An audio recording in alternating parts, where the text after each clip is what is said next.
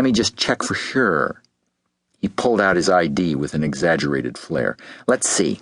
Hair, black. Eyes, hazel. Height, 195 centimeters. Weight, 90 kilos. Ethnicity, Caucasian/Native American. Sex? Definitely. Picture? Well, just look for yourself. Jack turned his ID around so Casey could see and held it next to his cheek. Can't quite see the scar above my eyebrow in the picture or the little cleft in my chin, but overall it looks pretty much the same, don't you think? Of course, the guy in the picture has a better smile than I do right now, but I think we've got a match. Moving into his best announcer's voice, Jack said, "Well, what does he win, Johnny?" "Well, Bob, Jack's won his very own office. Yes, isn't that fabulous? The one he happens to be standing in right now."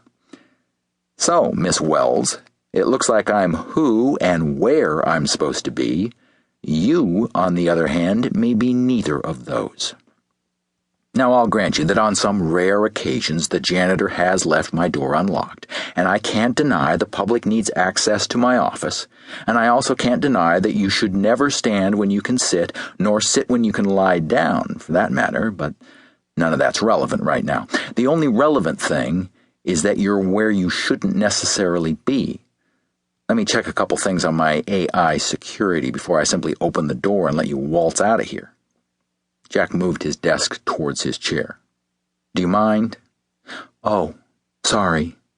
Casey got up and sat in one of the client chairs.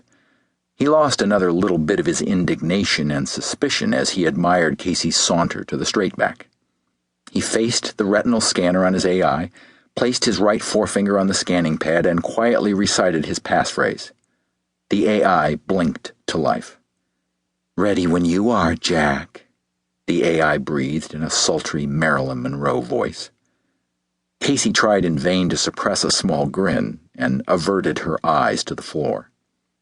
He checked the integrity of his AI and his safe through a number of commands. Satisfied, he smiled beatifically. "Okay, Casey. Can I call you Casey? Looks like no damage done. So, what about this case?" Wells' jaw dropped. "Wait just a minute. You walk in here, accuse me of breaking and entering, threaten me with the police, lock me in, and now you want my business? Go to hell, Mr. Dugan. No, you may not call me Casey, and yes, you can unlock the door now. You want my business? Our business is now concluded. Let me out of here." The shoe had now been placed firmly on the other foot. He backpedaled. "Look, Miss Wells, put yourself in my place. I'm a highly successful private eye."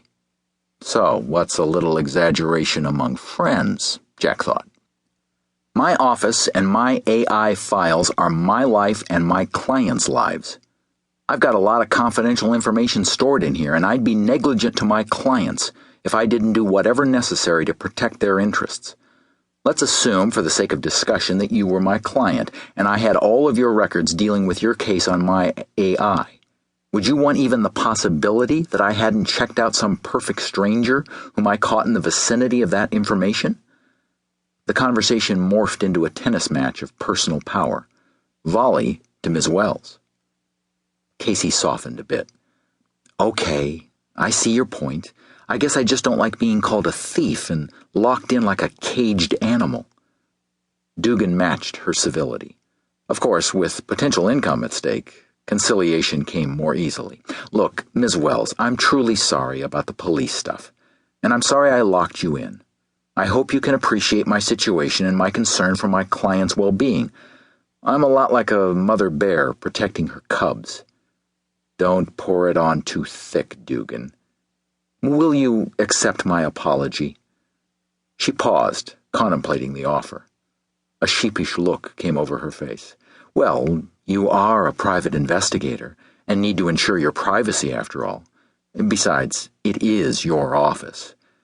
Truth be told, I wouldn't mind a mother bear looking after me about now." "Okay, I accept. And I'm sorry about yelling at you.